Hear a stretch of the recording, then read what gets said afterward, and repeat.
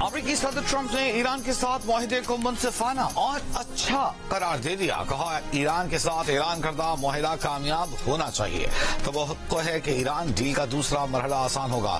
France میں G7 سربراہ اجلاس کے موقع پر امیر قطر شیخ تمیم بن حمد آل ثانی سے ملاقات میں صدر ٹرمپ نے کہا کہ امریکہ کے ایران میں سرمایہ کاری کرنے کی اطلاعات درست نہیں. افواہ کو مضحکہ خیز قرار دیا. کہا وفاقی حکومت جی بی کے عوام کے لیے 100 میگا واٹ شمسی بجلی منصوبے کے تمام تر اخراجات اٹھائے گی. وزیر اعظم شہباز شریف کی منصوبے پر کام کی رفتار تیز اور منصوبہ جلد سے جلد مکمل کرنے کی ہدایت. کہا کہ تمام مراحل میں شفافیت یقینی بنانے کے لیے غیر جانبدار تھرڈ پارٹی ویلیڈیشن کروائی جائے. 100 میگا واٹ شمسی توانائی منصوبے پر جائزہ اجلاس کے دوران بریفنگ میں بتایا گیا کہ بلتستان ڈویژن کی سرکاری عمارتوں کی سولرائزیشن کا یہ منصوبہ اکتوبر 2026 تک مکمل ہوگا.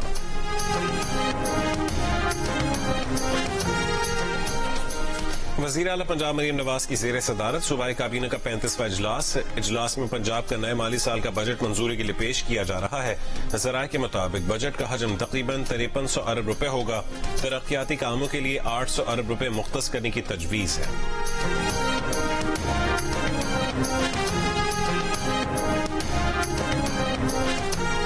چیئرمین پیپلز پارٹی بلاول بھٹو کو نوید قمر کی جانب سے بجٹ پر بریفنگ. ذرائع کے مطابق بریفنگ میں بتایا گیا کہ پیپلز پارٹی سے جو بجٹ شیئر کیا گیا اور جو بجٹ پیش کیا گیا اس میں فرق ہے.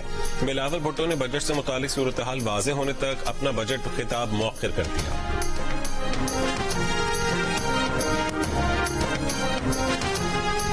شاہ محمود قریشی اور یاسمین راشد سمیت پی ٹی آئی کے قید دیگر رہنماؤں نے قومی مکالمے کی تجویز دے دی.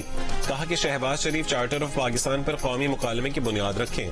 کوٹ لکھپت جیل میں قید پی ٹی آئی رہنماؤں شاہ محمود قریشی، یاسمین راشد، عمر سرفراز چیمہ اور میاں محمود الرشید کا وکیل رانا مدثر عمر کے ذریعے پیغام میں کہنا تھا کہ تمام سیاسی قوتیں اور ادارے آئین کی بالادستی پر متفق ہوں. آئینی بالادستی محض کتابوں تک محدود ہو تو مساقی معیشت بے معنی ہے.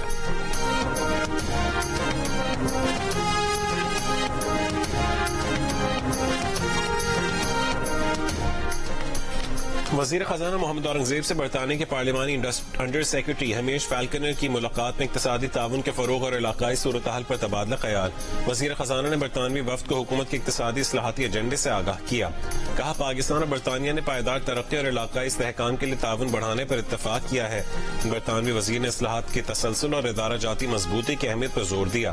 محمد اورنگزیب نے کہا کہ امریکہ اور ایران کے درمیان حالیہ مفاہمت سے علاقائی استحکام کے امکانات بہتر ہوئے ہیں.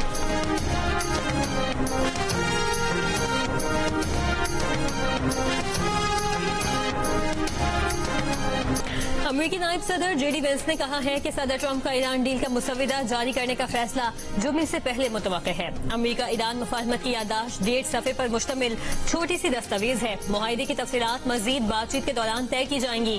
اس سے پہلے جے ڈی وینس نے بتایا تھا کہ ڈیل پر اتوار کو ڈیجیٹل دستخط کیے گئے. امریکہ کی طرف سے صدر ٹرمپ، نائب صدر جے ڈی وینس نے کیے.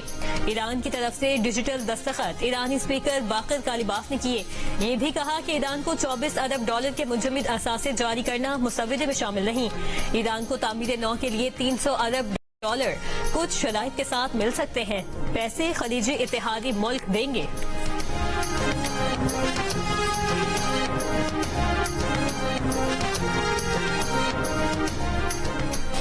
طے پانے والے فریم ورک معاہدے پر عمل درآمد کی ذمہ داری امریکہ پر عائد ہوتی ہے.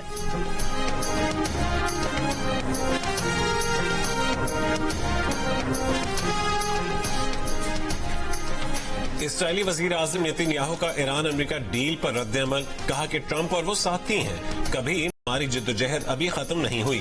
اسرائیل میں رواں برس ہونے والے انتخابات میں حصہ لینے کا بھی اعلان، جیتنے کا دعویٰ بھی کر دیا.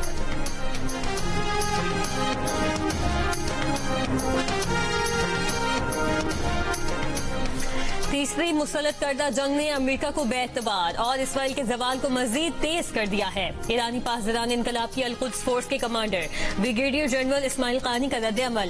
ایرانی مذاکراتی ٹیم کی کارکردگی کو بھی سراہتے ہوئے کہا کہ لبنان کے معاملے پر میدان اور سفارتکاری دونوں نے مزاحمت کے جذبے کا مظاہرہ کیا. فلسطین اور لبنان میں شدید حملوں کے باوجود مزاحمتی گروہوں نے میدان نہیں چھوڑا. حزب اللہ نے 104 روز تک ایران کے شاہنہ بشانہ جد و جہد کی اور اسے ختم نہیں کیا جا سکتا.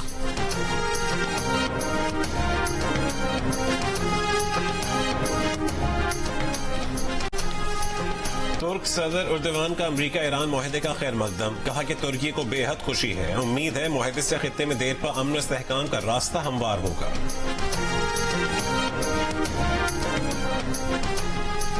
حماس کا امریکہ ایران معاہدے کا خیر مقدم، کہا امید ہے معاہدے سے غزہ اور لبنان۔ ایران امریکہ معاہدے کے بعد اسرائیل سے امریکی جنگی جہازوں کی واپسی کے امکانات، اسرائیلی میڈیا کے مطابق ابتدائی مرحلے میں 20 امریکی طیارے ایئرپورٹ سے ہٹائے جانے کا امکان، اسرائیل کے بن گوئر ایئرپورٹ پر 75 امریکی فوجی طیارے پارک ہونے سے مسائل، اسرائیلیوں کو غیر ملکی سفر کرنے میں پریشانی کا سامنا، مختلف ایئر لائنز نے لاکھوں ٹکٹوں کی منسوخی کا شکوہ کیا، اسرائیلی حکام کے مطابق تل ابیب میں بن گورین ایئرپورٹ پر پارکنگ کی کمی سے فضائی آپریشن متاثر، امریکی جنگی جہازوں نے اسرائیلی ایئرپورٹ کو عام مسافروں کے لیے انتہائی محدود کر دیا، اسرائیلی حکام کی مزید امریکی طیارے منتقل کرنے کی کوششیں جاری۔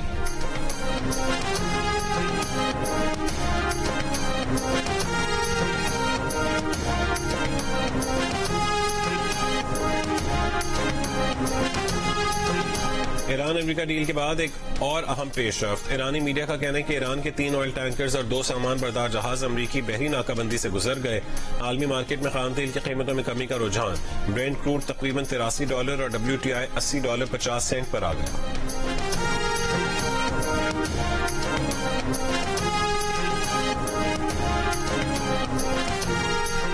عراق میں ریاستی کنٹرول سے گروہوں کو غیر مسلح کرنے پر اتفاق، امریکی سفارت خانے کا کہنا ہے کہ عراقی وزیر اعظم اور امریکی ایلچی کی ملاقات کے بعد مشترکہ بیان جاری ہوا، عراق کو دہشت گردی سے پاک، محفوظ اور خوشحال ریاست۔ سرگودا، فیصل آباد اور شنیور سمیت پنجاب کے مختلف علاقوں میں آندھی اور بارش، محکمہ موسمیات کے مطابق ملک کے بیشتر علاقوں میں موسم گرم اور خشک رہنے کی توقع ہے، تاہم بالائی KPK، آزاد کشمیر اور ملحقہ پہاڑی علاقوں میں چند مقامات پر بارش کا امکان ہے۔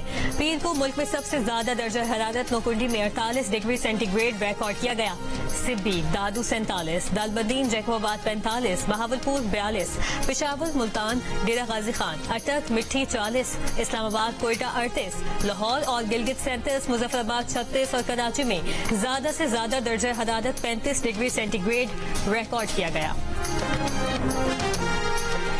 CTD کی اٹک کے قریب کارروائی، فتنہ الخوارج کے 5 دہشت گرد ہلاک، ترجمان CTD کے مطابق دہشت گردوں کی گرفتاری کے لیے چھاپے کے دوران فائرنگ کا تبادلہ ہوا، خودکش جیکٹ، 1 دستی بم، 2 SMG گولیاں اور بارودی مواد برآمد، دہشت گرد پنجاب کے مختلف علاقوں میں حملے کی منصوبہ بندی مکمل کر چکے تھے، وزیر اعظم کا اٹک میں فتنہ الخوارج کی دہشت گردوں کے خلاف کامیاب کارروائی پر خراج تحسین، کہا کہ دہشت گردی کے خلاف جنگ میں سیکورٹی فورسز، پولیس اور CTD کی کامیابیاں حاصل کر رہی ہیں، ملک سے ہر قسم کی دہشت گردی کے مکمل خاتمے کے لیے پرعزم ہے۔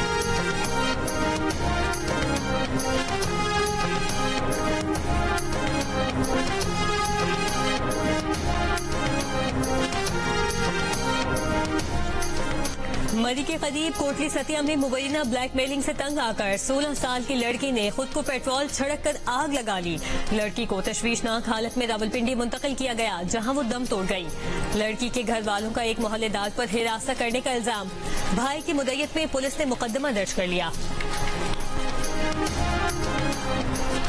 منشیات فروشی کی ملزمہ انمول اور پنکی کے موبائل فون سے غیر معمولی ڈیٹا مل گیا، 100 GB سے زیادہ ڈیٹا میں فون سے 75,000 تصاویر، آن لائن ٹرانزیکشنز، کلائنٹ سے رقم وصولی کی بینک سلپس کے اسکرین شاٹس، 13,000 لوگوں کے کانٹیکٹ ریکور کیے گئے، NCCIA سے فورینسک رپورٹ تفتیشی افسر کو موصول ہو گئی ہے۔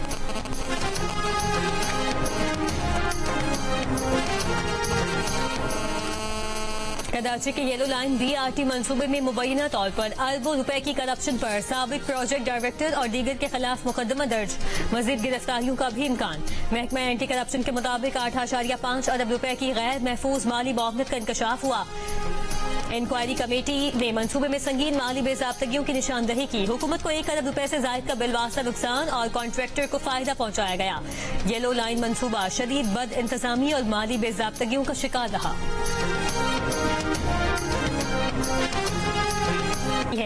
چاروں افراد کو فائرنگ کر کے قتل کیا گیا، لاشیں خلیفہ گل نواز ٹیچنگ اسپتال منتقل۔ جیکب آباد میں بھائی نے فائرنگ کر کے بہن کو قتل کر دیا، ملزم فرار، لاش پوسٹ مارٹم کے لیے اسپتال منتقل، تحقیقات جاری، پولیس کی ملزم کی گرفتاری کی کوششیں۔ اور عاطف کی آواز کا سحر، فینس کے دلوں پر راج، لندن کے O2 ارینا میں بیرون ملک مقیم پاکستانیوں کا ہجوم امڑ آیا، لوگ اپنے من پسند گانوں کے دونوں پر گاتے، جھومتے اور ناچتے رہے۔